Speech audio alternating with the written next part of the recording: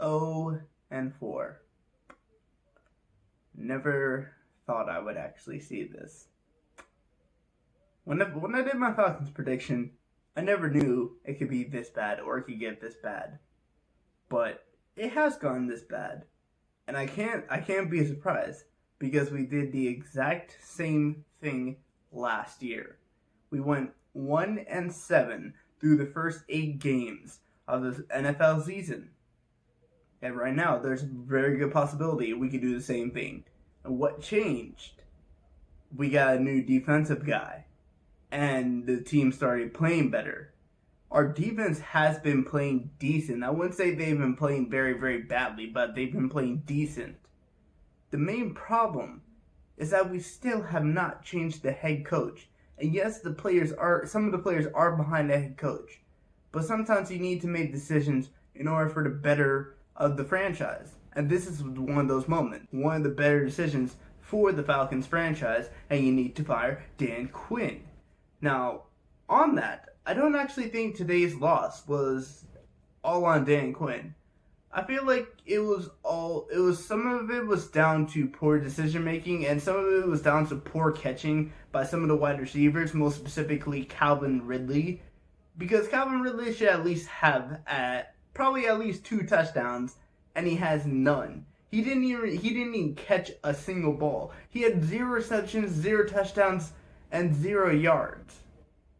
That's Calvin Ridley. The guy who's been, for the first 3 games of the season, has been top 2 in receiving yards for the NFL, has nothing.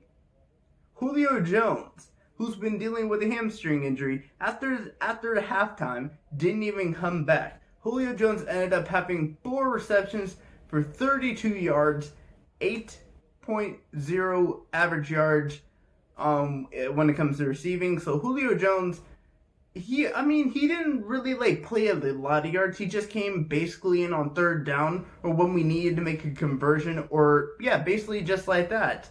And there were some of the times where we did go for on 4th down and we did actually get the 4th down conversion. So that was a very good thing. It wasn't like the first game of the season where we went on the 4th down conversions and we basically didn't get any of them. When it came to receiving yards, speaking about staying on Julio Jones, staying on receiving yards, our best wide receiver for the game was probably our 4th best our 4th wide receiver on the depth chart in terms of regular game time. If you look at the starting Falcons, the 4th wide receiver had the best yards, and that was Zacchaeus, who had 8 receptions for 86 yards, 10.8 average receiving yards.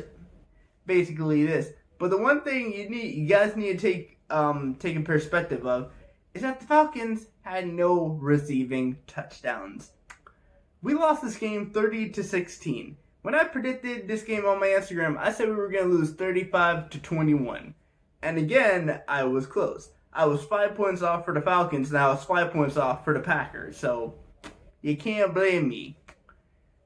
But where did those points come from? Because we did have a field goal. But take 3 points out of that. That's 13 points. So how do we get 13 points? 2 rushing touchdowns from Mr. Todd Gurley, who I would probably say didn't have a very bad game. He probably had an average game for him, but he could have done better.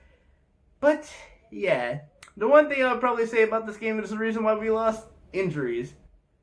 We have our defense, the backfield for the Falcons is not looking good because the 2 starting cornerbacks for us were Kendall Sheffield and Isaiah Oliver. Isaiah Oliver actually had a decent game after the first 3 games not even being there.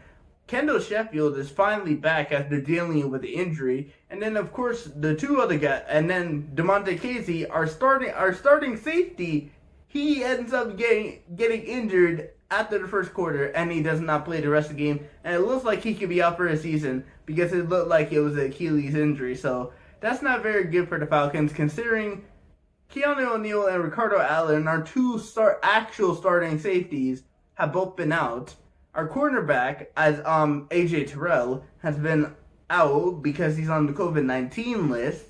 I forgot the I forgot his name. It's Dinar or something. I know he's been out with an injury. We didn't have Tack McKinley, but when it came to the defensive line, we did have Grady Jarrett. We did have the only guy that actually got a sack, and that was Charles Harris. And we did have Dante Fowler Jr., so that was a good defensive line. But when it comes to the defense for the Falcons, the best player on the defense, I would probably have to give it to Deion Jones, because Deion Jones had 6 tackles and 2 assisted tackles. And even though he did not get a sack, I probably would say he was our definitely best defensive player. But in terms of this game, I don't really think the Falcons lost this game. I just feel like the defensive injuries that we have before the game really cost us, and the defense didn't really play that very good. I mean, they weren't really stopping Green Bay. Green Bay was killing us on the run. Green Bay was killing us with the passing. I don't even know what Aaron Rodgers went for. Aaron Rodgers' stats right here. Aaron Rodgers' stats is going to be right here. I think he threw for like over 400 yards or close to there. But yeah, the defensive guys in the first half could not stop the Green Bay Packers, and that's ultimately what cost us. We did actually kind of keep the game close, which I'm actually very happy of, which means our defense is, even though we did have a lot of injuries in the backfield, it still had an okay game, but we still conceded 30 points again. And I gotta give it to Green Bay. They deserved to win this game. Their running game was absolutely fantastic. Most of the time, Aaron Rodgers was passing to their running backs. Aaron Jones had a very fantastic game. I expect to hear a lot about Aaron Jones from Skip Bayless tomorrow on Undisputed. But in terms of this Falcons game, I mean, Matt Ryan going 28 for 39, 285 yards. He had some rushing yards in there too. He made some smart plays. He made some smart throws.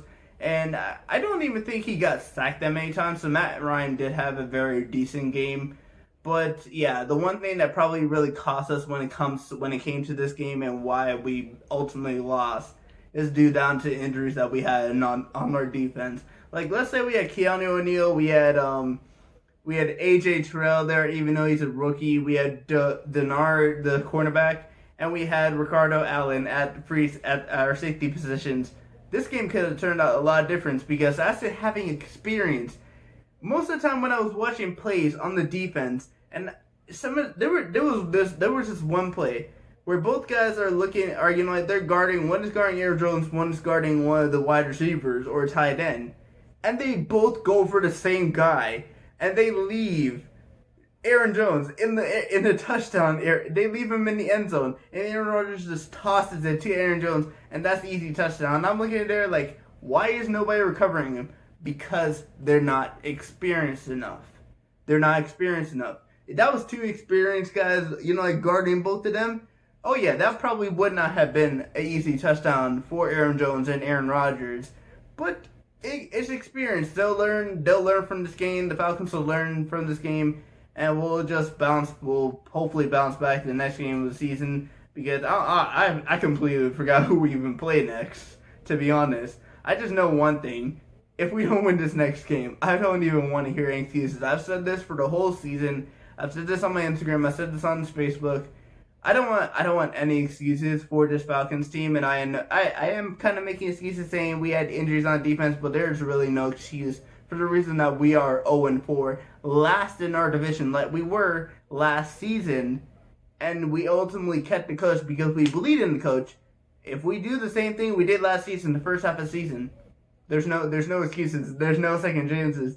Dan Quinn must be fired, and we must have an interim head coach for the rest of the season, and then at the end of the season, in the offseason, we hire a new head coach, because this is not acceptable. This cannot be happening. This Falcons team deserves better. This should be a playoff team, and we're 0-4. But yeah, in terms of this game, good job for the Packers. Good game for the Packers. They really just dominated us in terms of, on having their passing game. Our defense was just not up for it, and they ended up winning this game. But anyway, guys, I want to thank you guys for watching this video. Please smash the like button. I'll be posting more sports content for you guys to see in the coming days. I'm actually glad I got to see this Falcons game, because the first 3 Falcons game I was not able to watch. So hopefully you guys like this review. Tell me what you guys thought about the Falcons game, how the Falcons played, how Green Bay played in the comments down below. But anyway, guys, I will see you guys all later. Peace.